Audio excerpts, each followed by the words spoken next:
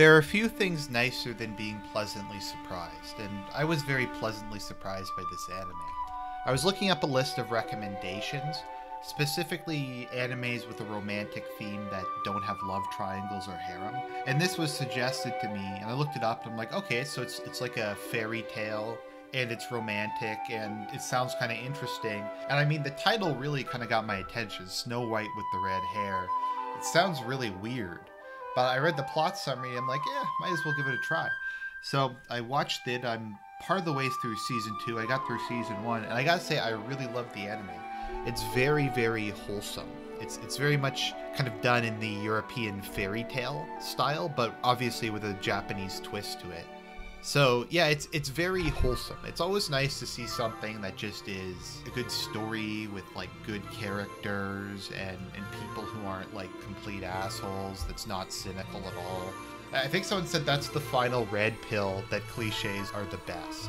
That kind of really traditional storytelling is actually the best thing. That like that is the final red pill when you come all the way around the postmodernist, deconstructionist, everything, that ultimately you just want to put everything back together and tell a simple story. And I think this is a good example of this. So let's talk a bit about the plot. So we have two main characters in this, Shirayuki and Zen. So Shirayuki is known for her great beauty. Unfortunately, she has to cut her hair off, which is kind of sad. I mean, she looks okay, but it would be nice if she still had her longer hair. But she's an herbalist who's known for her great beauty, and the selfish prince of her kingdom demands that she become his concubine, which means she'll just be his sex toy. He won't marry her, of course, because he's the heir to the throne, and she's a commoner. So Shirayuki chooses to flee, and she runs into Prince Zen. Prince Zen is the second son of a neighboring kingdom. I don't really know if the geopolitics of this is very well developed, but his kingdom is implied to be fairly technologically advanced, wealthy, and powerful compared to the ones around. And they kind of almost immediately, I don't know if it's love at first sight or it's just they like each other at first sight, but we have kind of this cute thing where she kind of is trying to escape some soldiers, and she goes into his garden of his manor, and he jumps over a wall and she distracts him, and then he falls down and scrapes himself, so she tries to give him some cream because she's a pharmacist or an herbalist or whatever, and he refuses to take it. So she grabs his sword, smashes her hand with it, and then puts it on to show it isn't poisonous. And things just kind of go from there. And it kind of as with the whole Snow White thing, the prince who tried to kidnap her sends poisoned apples, and Zen eats one by accident, and she has to go and beg to get the antidote, and she's about to agree to be his concubine if they give the antidote to Zen, when Zen shows up and says, look, poisoning the second son of a neighboring country could be considered an act of war. So he kind of freaks out and lets her go. So she goes to live in Clariness, which is Zen's kingdom. So initially she's just kind of living out. I think he gives her a bunch of money or something. So she's just kind of living in an inn, and she decides she wants to get a job. And obviously her skills are as an herbalist. And she finds out that every year there's an examination where if you pass it, you can become a court herbalist or kind of eventually become a court doctor. They don't really have doctors. I'm assuming during this time period, I don't know, this takes place in the country of Europe during the year of the High Middle Ages, so who knows. But in this universe at least, herbs appear to be very powerful, and rather than having dedicated doctors, it seems pharmacists just handle everything.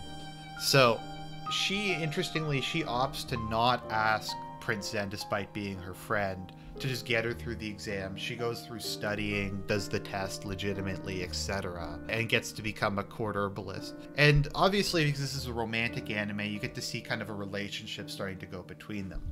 Shirayuki has a very strong personality without being bitchy or obnoxious, which is something that's very difficult to do. Because making a female character who's strong and competent, but also feminine and not obnoxious, is one of the biggest challenges I find in anime when writing.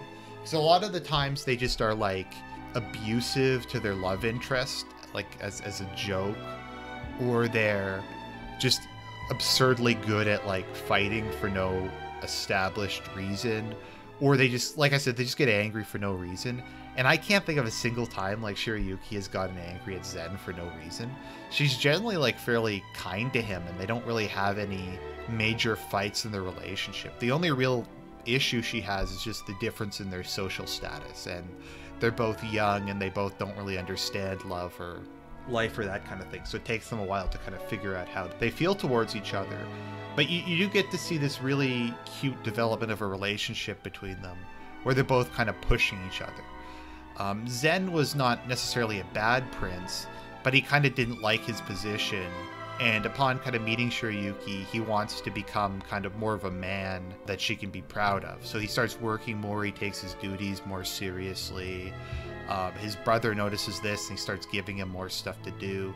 And Shirayuki's very big on becoming a very skilled herbalist in her own right, so that she kind of has an identity outside of just kind of being Zen's GF.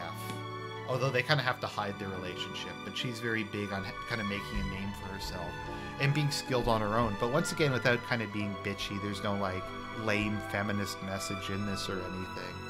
It's just a very kind of cute, traditional love story, and there's just a lot of stuff that kind of rises up to try and get in between them. Sometimes it's political, more often it's just like evil people or corrupt nobility, etc. The minor characters aren't bad, they aren't particularly noticeable or memorable, but Zen and Shirayuki are just both such nice, likable characters, and they're so cute together. And just like I said, the story's just wholesome, and sometimes that's all you really need. So I'd really recommend this, even if you're someone who doesn't like anime. You'd probably like this. So like I said, it's more kind of like a European-esque fairy tale as told by the Japanese. So this one gets 2 thumbs up from me. Highly recommend it, and I hope you enjoy it. That's it. Short reaction review this time. I'll talk to you guys later.